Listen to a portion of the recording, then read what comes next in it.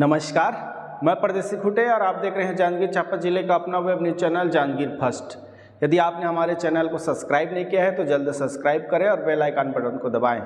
चलिए आगे बढ़ते हैं आज की तमाम छोटी बड़ी खबरों की ओर। सबसे पहले तो आज के इस कार्यक्रम के लिए बहुत बहुत मंगल कामनाएं, शुभकामनाएं हैं।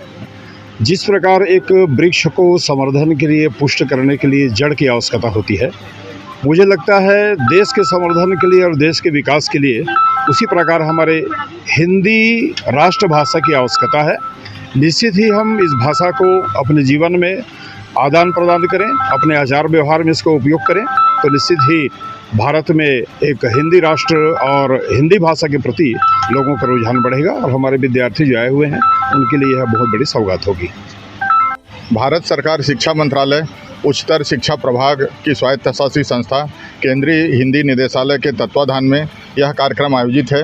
इसमें हिंदीतर राज्यों के विश्वविद्यालयों, महाविद्यालयों एवं स्वायत्तशासी संस्थाओं जो हिंदी के लिए काम करती है के विद्यार्थीगण राष्ट्रीय अध्ययन यात्रा अभियान में छत्तीसगढ़ आए हुए हैं।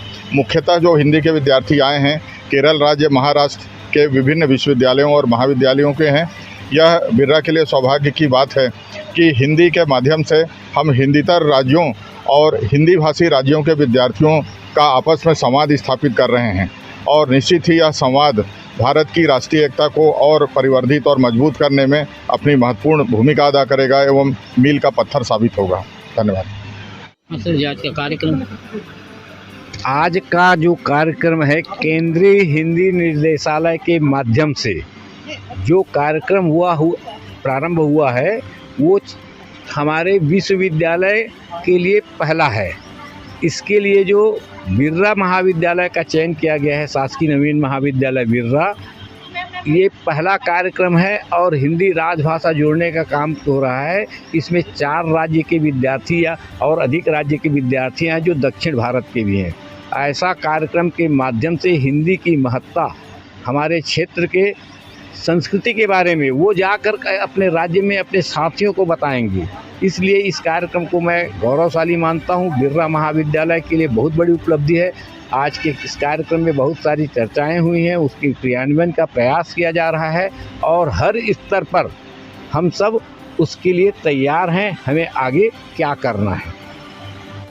भारत के भाल की बिंदी है और हिंदी वह भाषा है जो संपूर्ण भारत को एकता के सूत्र में बांध सकती है।